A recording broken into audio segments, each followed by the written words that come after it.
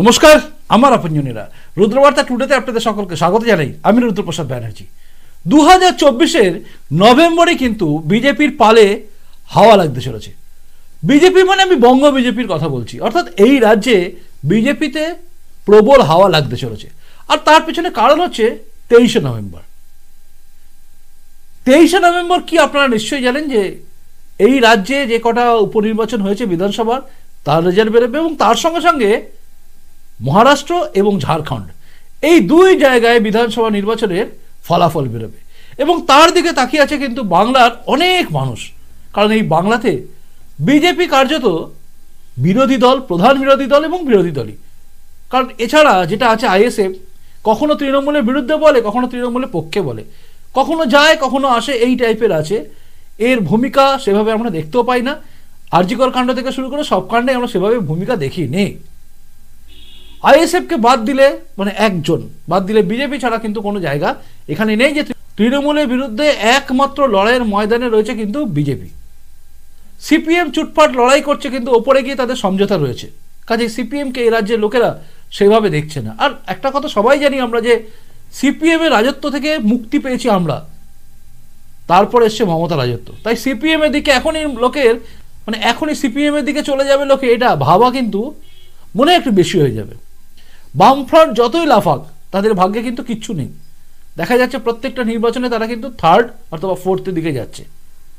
সংখ্যালঘু এলাকায় সংখ্যালঘু নেতাকে দাঁড় করিয়ে ধর্মনিরপেক্ষতার কাঁথায় আগুন দিয়ে দেখিয়ে দেয় সিপিএম, বোঝায় যে সেখানে তারা একটু কুড়িয়ে কাড়িয়ে আনতে পারে, বাকি সব জায়গায় কাঁচকলা। আইএসএফ ছিল তাই বিধানসভা একটু আর কি 2021-এর নির্বাচনে একটু ভালো ফল করেছিল। তারপরে মানে কোনো জিততে পেরেছে এরকম জায়গায় নেই। আর কংগ্রেসের অবস্থা ততই বছর। অধীর রঞ্জন চৌধুরীকে সরিয়ে দিয়ে কংগ্রেস এখন যে জায়গায় আছে সেখানে দাঁড়িয়ে কংগ্রেস ঘুরে দাঁড়াবে, এটা ভাবলে ওই আমি বিবিসি নিউজে বসে খবর বলছি সেটা হয়ে যাবে। তো এই যে ঘটনাগুলো ঘটে রয়েছে এই রাজ্যে, সেখানে দাঁড়িয়ে বিজেপির পালে হাওয়া লাগতে চলেছে।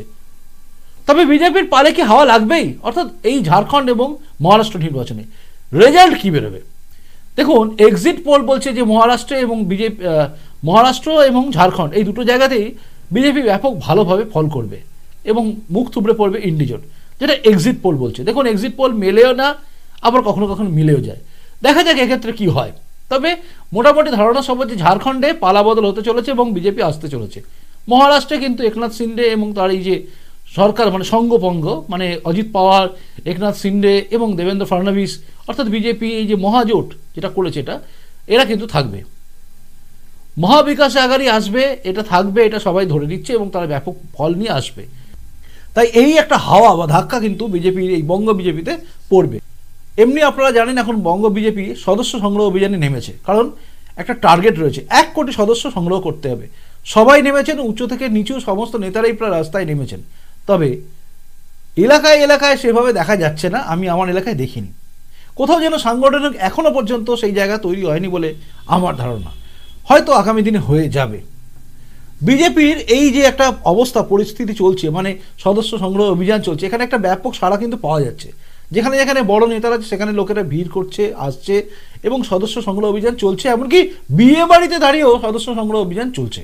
এটা আমরা দেখলাম, ভালো লাগছিল যে একটা কার্যক্রমের মধ্যেই আর একটা কার্যক্রম চলছে, যেটা সচরাচর দেখা যায় না। আর এখানে কিন্তু আরও একটা জিনিস আছে, এই দুই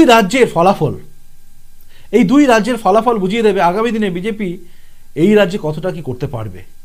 দেখুন, এই রাজ্যে আপনারা জানেন 6টি বিধানসভার উপনির্বাচন রয়েছে বা হয়ে গেছে, তার রেজাল্টটা আমরা জানবো 23 তারিখে। কিন্তু সেটা নিয়ে বাংলা জনগণ সেভাবে চিন্তিত নয়, কারণ তারা জানে যে বাংলায় কিভাবে ভোট হয়।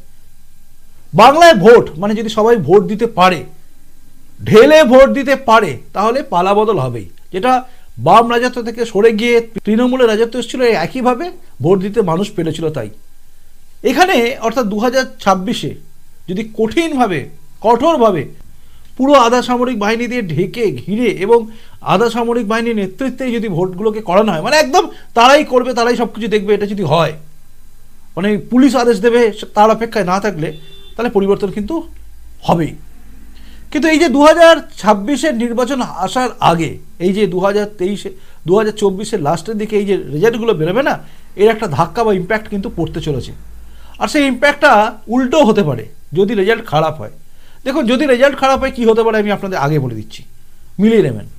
বহু জায়গায় বহু নেতা তারা বিজেপি ভাঙার জায়গায় রয়েছে, ভেঙে একটা দল তৈরি করার জায়গায় চিন্তা নিয়েছে। বিভিন্ন সোশ্যাল মিডিয়া এখন ছেয়ে যাচ্ছে যে 1998-এর জায়গায় আবার একটা তৈরি হবে, এইরকম একটা ন্যারেটিভ তৈরি হচ্ছে যে বিজেপিকে ভেঙে আবার একটা তৈরি করবে। যদিও ইতিহাস বলছে যে বিজেপি ভেঙে যারা যারা গেছে তারা মুখ থুবড়ে পড়েছে। এই রাজ্যে তপন শিকদারের চেয়ে জনপ্রিয় নেতা আর তো কেউ ছিল না। সেই তপন শিকদার যখন বেরিয়ে গেলেন বিজেপি ছেড়ে, কিছু করতে পারেননি, অর্থাৎ বাংলার বুকে কিছুই করতে পারেননি। ওদিকে উমা ভারতী, তিনিও বিজেপি ছেড়ে চলে গেছিলেন, কিন্তু তারা দুজন নতুন পার্টি করে কিচ্ছু করতে পারেননি। উমা ভারতীর স্ট্রেচারের এই রাজ্যে কোনো নেতা বা মুখ আছে বলে আমার জানা নেই, আর তপন শিকদারের মতো কোনো নেতা আছে বলে আমার জানা নেই। তাই এই রাজ্যে যারা নতুন দল তৈরি করবো, ভাঙবো ভাবছে, তারা যে মুখ থুবড়ে পড়বে এটা একদম নিশ্চিত। তবে হ্যাঁ, হারলে, রেজাল্ট যদি খারাপ হয়, যদি মহারাষ্ট্র এবং ঝাড়খণ্ড এই দুটো জায়গায় যদি রেজাল্ট খারাপ হয় বিজেপির, তাহলে কিন্তু এখানে ওই ভাঙাচোরার ব্যাপারে সবাই থাকবে। আর এটার দিকে কিন্তু নজর রয়েছে পুরো বিজেপি সাংগঠনিক ব্যাপারটার, অর্থাৎ রাজ্যের বড় বড় নেতার কিন্তু নজর রয়েছে যে কারা কারা এই ইন্ধন দেওয়ার কাজগুলো করছে, ভাঙার চেষ্টা করছে। ফল যদি বিজেপির পক্ষে আসে তাহলে কিন্তু তাদের কপালে দুঃখ আছে। এবং মনে রাখবেন একটা কথা, যে বিজেপিকে ভেঙে নতুন দল করে কার্যত তৃণমূলকে সুবিধা করে দিলে আখেরে ক্ষতি কার হবে? গোটা বাঙালি হিন্দু সমাজে, সেটা বাঙালি হিন্দু সমাজ জানে। এই রাজ্যে বিজেপির বহু প্রাক্তন কর্মী এবং বহু কর্মী যারা বসে আছে কার্যত, তাদের অনেকের মধ্যে একটা ক্ষোভ বিক্ষোভ দেখা দিচ্ছে এবং তার সঙ্গে সঙ্গে একটা ন্যারেটিভ এখানে চালানো চলছে, সেটা হচ্ছে সেটিং রয়েছে, দিদি মোদি সেটিং আছে।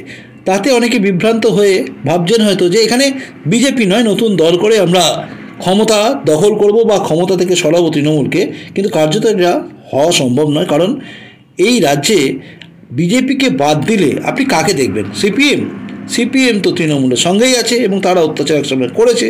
তারা কখনোই হিন্দু হয়ে বা সনাতন ধর্মের জন্য কিছু বলবে না। উল্টো দিকে কংগ্রেস, তারাও বলবে না। যারা রাম মন্দির, রাম কোনো কিছুকে স্বীকার করতো না, তারা কখনো বলবে না, কারণ রাম সেতু ভাঙার কাজে কংগ্রেস ব্যস্ত ছিল, আর তৃণমূল তো তথেই বছর। তাই এখানে কোনো অপশান কিন্তু নেই বিজেপি ছাড়াও। বিজেপি হিন্দুত্বের দিকে আছে কি বিজেপি হিন্দুত্বের দিকে নেই, এই প্রশ্নটা যখন আসে তখন শুভেন্দু অধিকারী বক্তব্যগুলো এবং যোগী আদিত্যনাথের বক্তব্যগুলো তাদের কানের মধ্যে ঢোকানো উচিত। যাই হোক, যেটা বলছিল আগামী দিনে কী হবে সেটা পরে দেখা যাবে। তবে হ্যাঁ, এই রেজাল্টের ওপর কিন্তু ডিপেন্ড করে আছে বিজেপিতে পালে হাওয়া আসা বা না আসা। দেখুন, এই রাজ্যে কিন্তু কোনো আর অপশান নেই, বিজেপি ছাড়া কোনো অপশান কারোর কাছে খোলা নেই। যেভাবে বাম রাজত্বের শেষের দিকে তৃণমূল ছাড়া কোনো অপশন খোলা ছিল না মানুষের কাছে, আজ তৃণমূলের রাজত্বে কোন ঠাসা হতে হতে মানুষ এমন জায়গায় পৌঁছে গেছে, আরজিকর কাণ্ড থেকে দেখা থেকে শুরু করে বেলডাঙ্গা, তারপর শ্যামপুর, সমস্ত ঘটনা একদিকে নিয়ে আসছে যে বাংলার বুকে আর তৃণমূল সরকারকে সরাতে আর কোনো অপশান নেই বিজেপি ছাড়া, তাই না? আচ্ছা, ভেবে বলুন তো আপনি, আমি যেগুলো বললাম সেগুলো ঠিক না ভুল? যদি মনে হয় ঠিক বলেছি তাহলে কমেন্ট বক্সে জানাবেন, আর যদি মনে হয় ভুল সেটাও জানাবেন। আর যদি মনে হয় যে হ্যাঁ আপনি বিষয়টাকে ভালোভাবে নিলেন, যে এটা সবার কাছে পৌঁছানো দরকার আছে, তাহলে অবশ্যই ভিডিওটাকে শেয়ার করবেন। চলুন আসি, এখনকার মতো দেখা হচ্ছে আবার আগামীকাল ঠিক রাত 8টায় রুদ্রবার্তা টুডেতেই। ভালো থাকুন, নমস্কার, বন্দে মাতরম, ভারত মাতা জয় হোক, জয় হিন্দ।